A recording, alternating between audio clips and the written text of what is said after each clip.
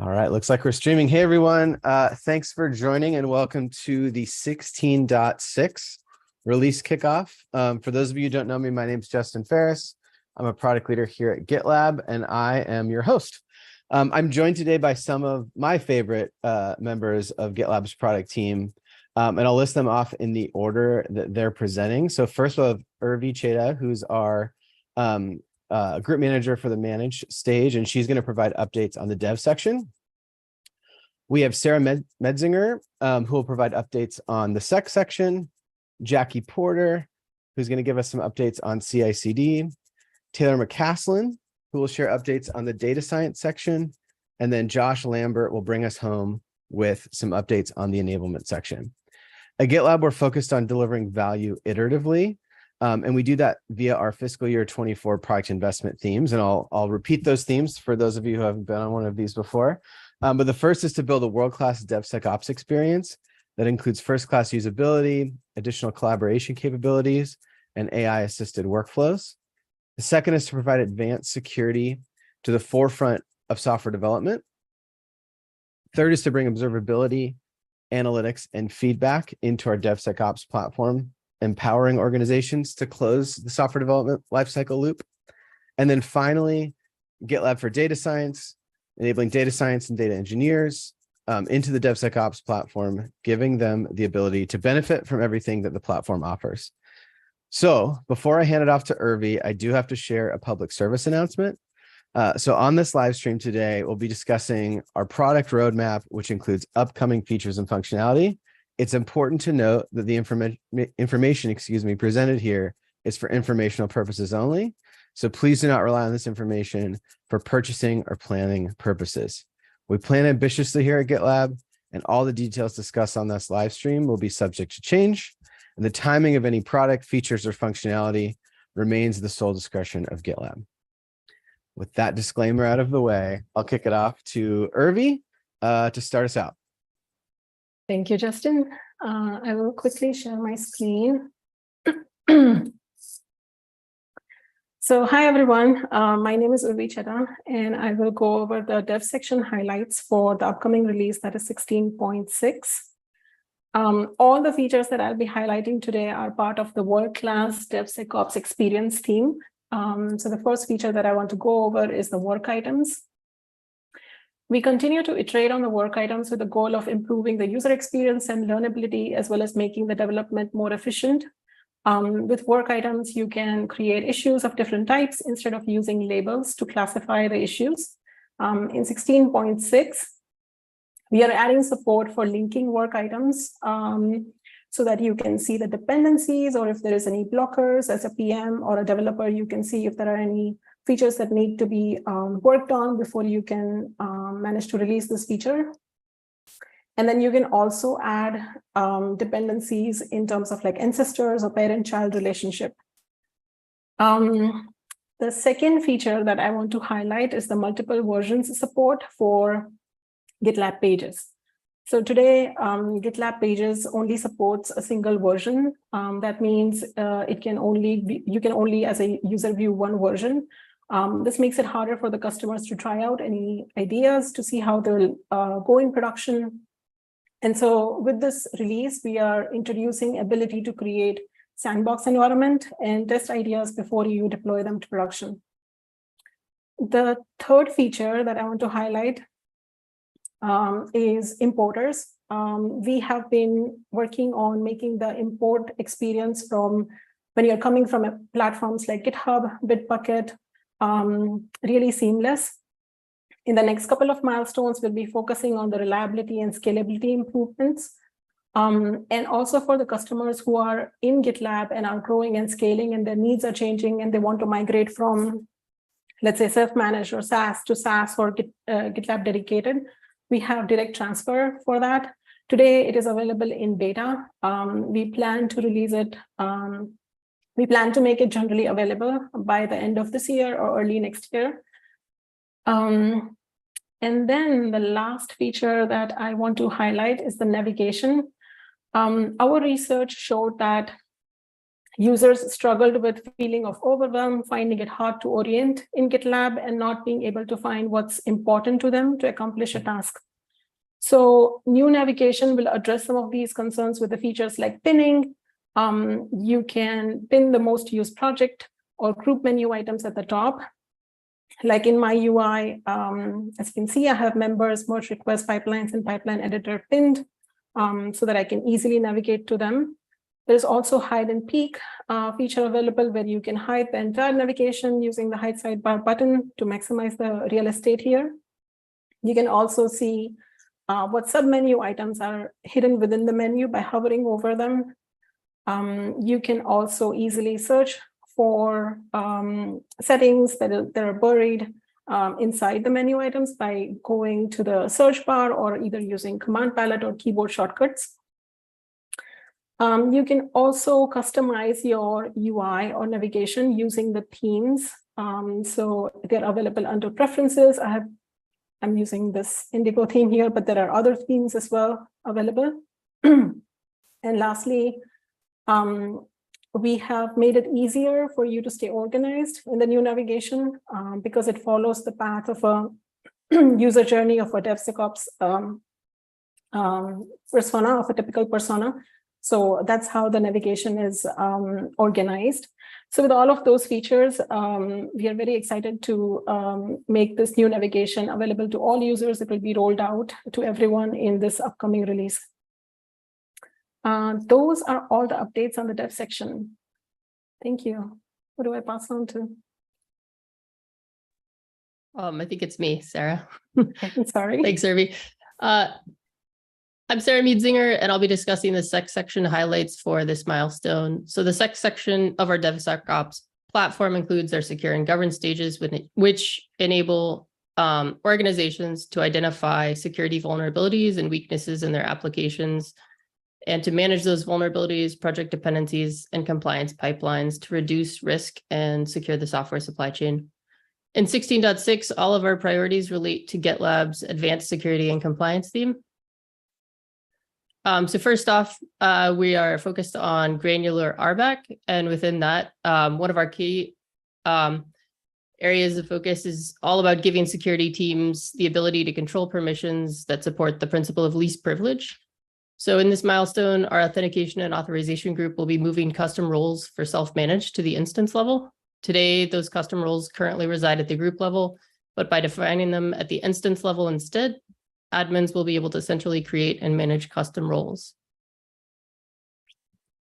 Additionally, our Threat Insights group will be removing admin vulnerability permission from the developer role.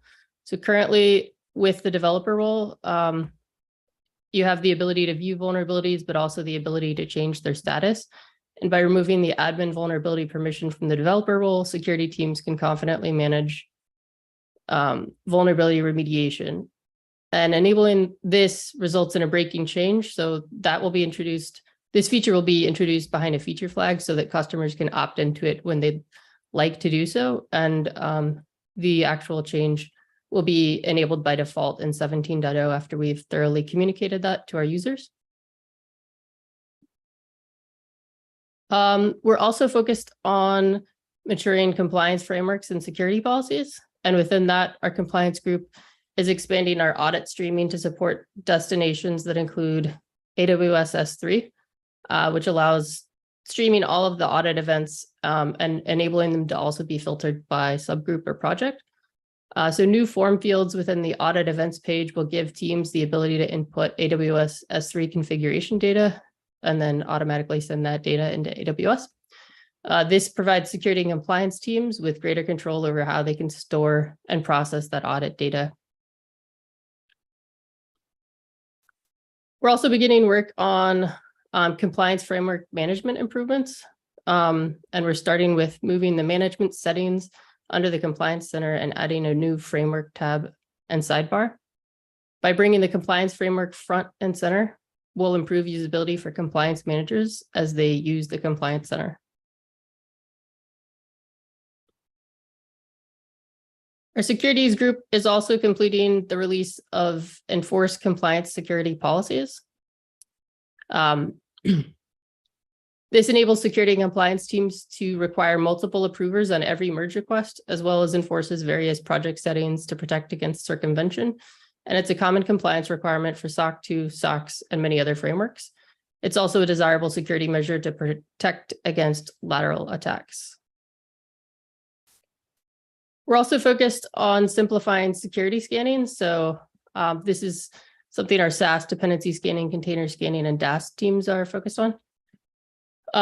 In order to provide an always-on security experience, our composition analysis group is working on continuous vulnerability scanning, which enables developers and security teams to identify vulnerabilities more quickly and efficiently.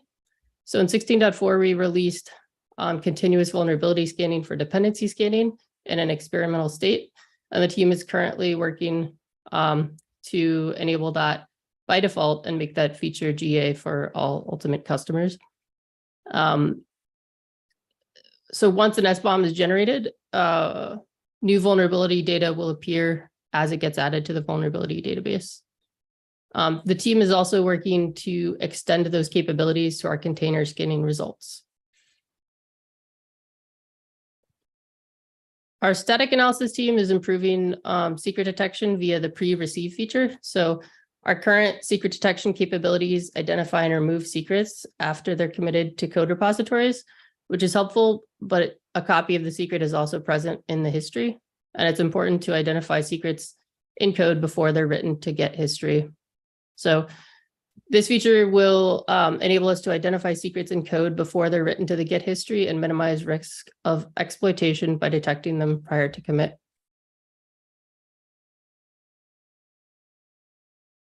In 16.3, we released functionality that enabled engineers to view security findings in VS Code in the IDE, which enables teams to shift left by identifying vulnerabilities early in the software development lifecycle.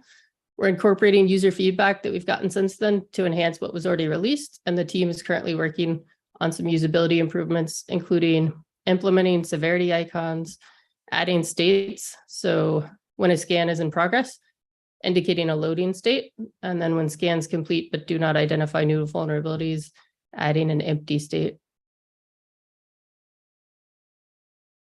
Our dynamic analysis team is continuing work to add and enable proprietary active attacks to our browser-based DAST offering. Active attacks define a series of attacks that, when run against an application, identify susceptibility to various kinds of weaknesses, or CWEs. And our browser-based DAST tool optimizes testing for modern-day applications that are heavily dependent on JavaScript. Adding these checks will enable us to retire our legacy proxy-based DAST offering. And last but not least, our Threat Insights team is working on a proof of concept for resolve this vulnerability, which builds upon our AI-based explain this vulnerability feature that was released this past spring. Once security tools have identified vulnerabilities, many people aren't sure where to start, and security teams are always trying to drive down the time to remediate metric. So from the vulnerability report, this AI-based feature will both provide a remediation description and also provide a button that opens a merge request with a suggestion as to how to resolve the vulnerability. And with that, I'll pass it over to Jackie. Thanks, Sarah. Those are some really great features y'all are working on. Thank you so much for sharing all of those updates. Well, as an introduction, my name is Jackie Porter. I am the CI section product director. I'm kicking off the CI/CD section 16.6 work. The sections are responsible for supporting developers and platform engineers to effectively complete all automation, configuration, and operation tasks in GitLab. The 3 stages within this section are verify, package, and deploy. We're really excited to introduce some cool things that we're working on. The core theme that we'll be developing against our world-class DevSecOps experience, where we have several teams making some great contributions. Namely, our runner SaaS group is working on a runner toolkit framework to accelerate setting up of runners. This issue here will allow the dedicated team to easily spin up runners in a multiple separate clouds by reusing the Grit Terraform module. This will be open sourced in the future and allow community contributions and dog fooded for our very own SaaS runner fleet. It's a really cool feature set, so we're really excited about this. Next up, our CD team will be working on continuing the interoperability of GitLab CI and CD with external CI jobs. What they'll be working on in 16.6 is finishing up the plan spike. And if the team is successful, they'll start delivering the final feature. The intent of external CI jobs was to support the Flux integration. And then the GitLab integrations part was to help build out GitLab pipelines. And then solution architects and SCMs pointed out that other use cases would be enabled by this feature set. And the approach would help expand GitLab's capabilities even more. As the CI leader, I'm actually super excited what this could do for GitLab CI adoption. So I'm eagerly anticipating this feature. Additionally, in 16.6, our pipeline authoring team will be working on continuing their journey with CI component catalog by enabling a global catalog view. This will be iterating on the current CI catalog experiment by empowering a single instance view catalog, which will expand the discoverability of GitLab CI/CD resources. So what you'll end up seeing is the Explore view would now have the search capability for an instance-wide all components inside of GitLab. Really exciting view that we're excited about breaking down the barriers for GitLab CI. Our second theme in the CI/CD section that we're going to be contributing to is advanced security and compliance. And this domain, the verify stage, will be delivering the MVC for working toward, the MVC for the GitLab Secrets Manager. The key thing that we'll be working on is the front end for our Tanuki. It's what we're kind of naming it internally, not the official brand name. But as far as the work that we'll be delivering here is creating a view component that will help frame out what this front end will eventually look like. There's also some pieces related to thinking about what the Tanuki will actually be named, the index page, and then surfacing how secrets will actually be handled. Secrets are top of mind for our customers today, and keeping them secret and how they will work natively inside of GitLab has definitely been top of mind for some of our large customers. So we're excited to offer this more intuitively inside of GitLab. In the observability, data, and analytics theme, our runner fleet team knows that operators of self-managed runner fleets have like desperate need for the ability to make hard decisions on their runner fleet infrastructure at a glance. So in 16.6, we'll be empowering operators to avoid material costs to their business or efficiency by introducing metrics to help answer questions about how fast their CI/CD jobs are starting, how long they're waiting in queue, or if there are other performance problems or bottlenecks within the CI/CD job environment or context. So this is just scratching the surface of the kind of observability that Runner Fleet can help deliver. Really excited about what this can offer for our self-managed customers. So very excited about the progress we're making in this domain. That wraps it up for the slice of the features I wanted to introduce. This is by no means a comprehensive take of everything that we're delivering for the CI/CD section, but please take a moment to review our kickoff videos or direction pages. I'll pass it off to Taylor McCaslin. Awesome. Thanks, Jackie. Hi, everyone. My name is Taylor McCaslin, and I'm the group manager of our data science section. Today, I'm going to talk about our data science section, which is composed of the AI-powered stage and the model ops stage. The AI-powered stage is focused on building generative AI into GitLab as part of our world-class DevSecOps experience, aiming to drive efficiency for GitLab users. So we'll start talking about Duo Chat, our interactive chat experience aimed to be your DevSecOps assistants. assistant. As we work towards our initial beta, we're building out a more visible entry point into the feature, which we'll release to a small number of users. You can see what this UI will look like. This is a work in progress. This will help us get more feedback from our ultimate customers so that we can better improve Duo Chat as we iterate on it. We're also in the process of building a test harness to more effectively test changes as we iterate on chat to ensure that we maintain quality and functionality of Duo Chat's capabilities. We're also working to bring the first release of Duo Chat within the GitLab VS Code workflow extension, bringing chat into IDEs for developers.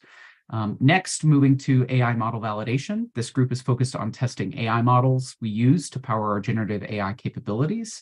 We're continuing evaluation of other generative AI models, including new vendors like Oracle's generative AI platform powered by Cohere and other open source models like CodeLlama.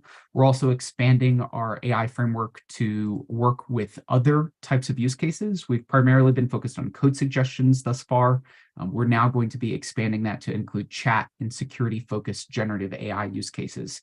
This will help our team members who are working on iterations of various AI capabilities within the platform to better evaluate and know the quality of the models that they're using and potentially choose to switch models if we find models that better perform. And then finally, I want to talk about our model ops stage. As we build GitLab with GitLab, we're also taking those learnings and building AI and ML from building our AI ML into our product and building capabilities to help our customers build AI and ML into their software. After a brief hiatus, we're focused on building our model registry, which is part of our GitLab for data science theme. Our model registry will help enable data scientists to version model versions as they iterate. This release, we're resuming development focused on the UI needed for an experimental release, currently targeted at 16.7. That completes our overview of the data science section. Now I'll hand it over to Josh to talk about enablement. Awesome. Thanks, Taylor. Can't wait to see some of those further improvements to our overall model support and our model registry functionality. It's really exciting.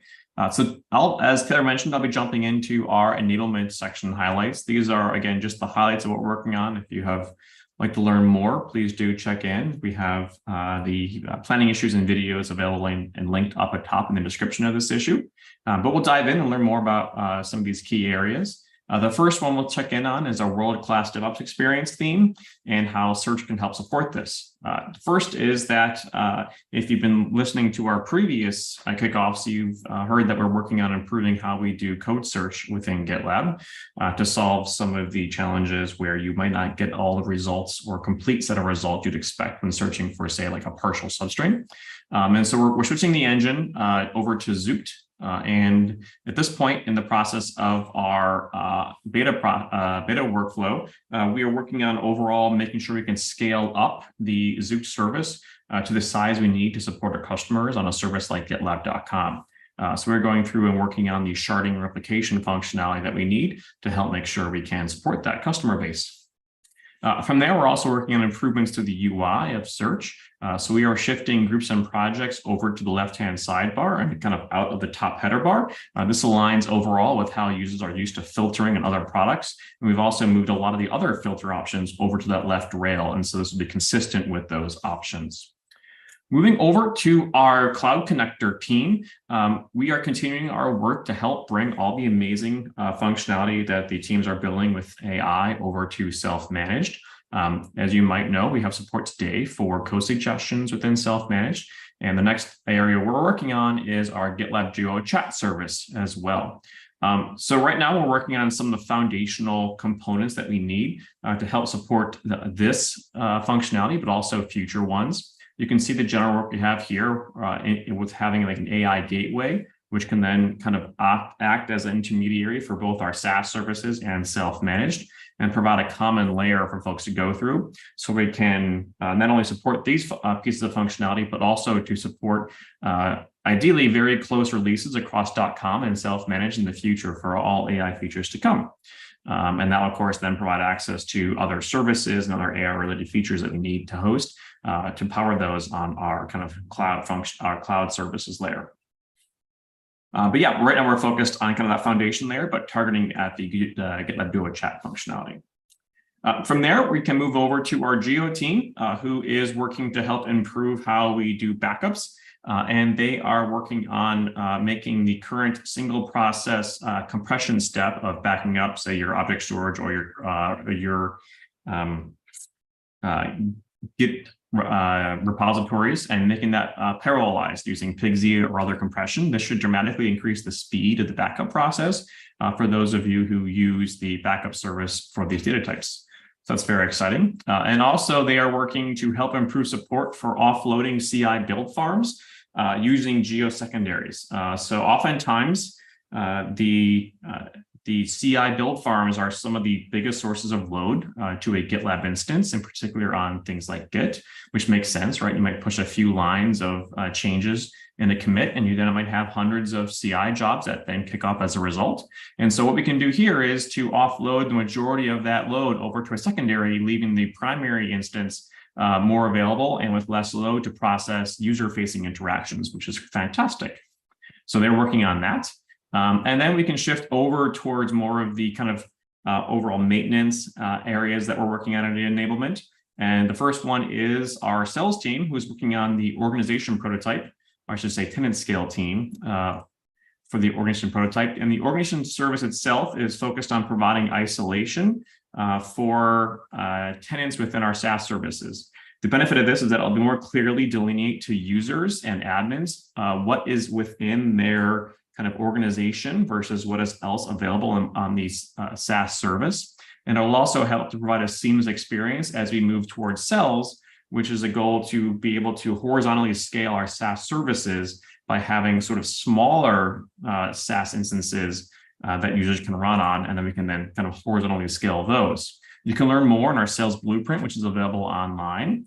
And the key focus for the tenant scale on the sales project is to help support the creation and of projects within a new cell, right? So we have a secondary cell, making sure that users can create projects within their organization that we are focused on here. And again, for this release, we're focused on the project, the organization creation workflow itself within the organization project.